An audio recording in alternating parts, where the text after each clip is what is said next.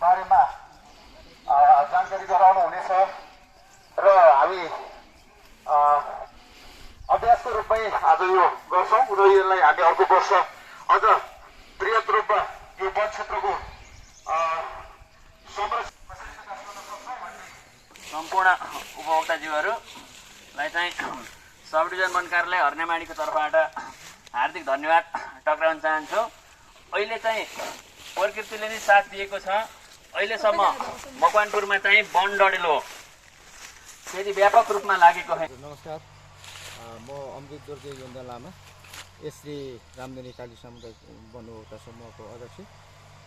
आज चाहिँ हाम्रो वन डडेलो नियन्त्रणमा प्रभावकारिता तिनै स्थानीय सरकारको र सामुदायिक वनको सहभागिता भन्ने मूल नारासहित जुन यो सुखायाम चैत्र वैशाख जेठ महिनाभित्र चाहिँ जुन वन क्षेत्रमा हुने आगलागी र वन डडेलो नियन्त्रणको लागि चाहिँ अग्निरेखा निर्माण तथा सरसफाइ कार्यक्रमको चाहिँ आज हामी आयोजना गरिरहेका छौँ।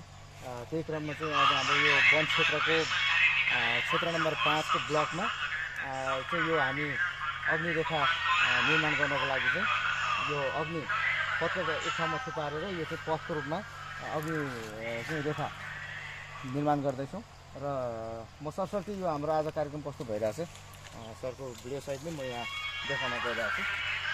सहभागिताको लागि चाहिँ स्थानीय उपभोक्ता सदस्यहरू, उपभोक्ता समितिका पदाधिकारीहरू र ज्यादा विभिन्न संस्थाहरू चाहिँ आज सहभागिता गराएर यो चाहिँ हाम्रो एउटा सम्पूर्ण संस्थाहरूको पनि सहभागितामा चाहिँ यस्तो कार्यक्रमहरू गर्नुपर्छ भन्ने एउटा त्यो मेसेज दिनको लागि पनि यो कार्यक्रम पक्कै भइरहेको छ जस्तो लाग्छ। र जुन सहकारी त्यही क्रममा सामुदायिक वनले कार्यक्रम आयोजना गरिरहँदाखेरि प्राविधिक रूपमा सहयोग गर्नको लागि चाहिँ हाम्रो सब डिभिजन वन कार्यालय हर्नमाडीका प्रमुख हाम्रो प्रदीप अर्याल सर पनि यो कार्यक्रममा आज सहकार्य गरिरहनु भएको छ। उहाँलाई पनि विशेष धन्यवाद भन्न चाहन्छु।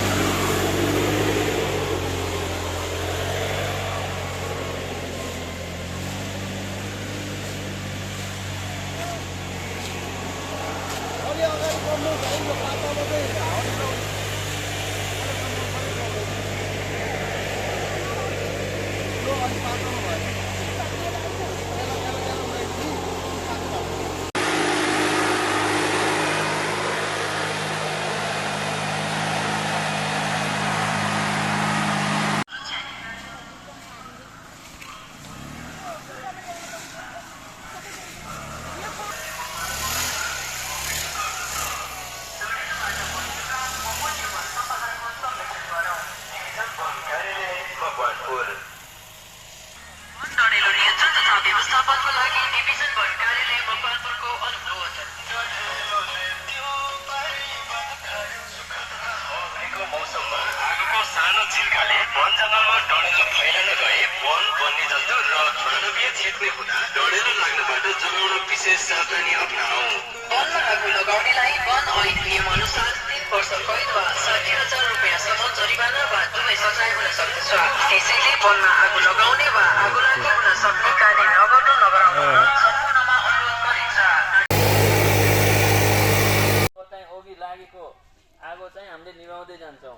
वाटर पम्पले चाहिँ यदि ठुटाठुटीहरूमा त्यो झिना दाउराहरूमा चाहिँ लागेको आगो चाहिँ वाटर पम्पले निभाउँछ र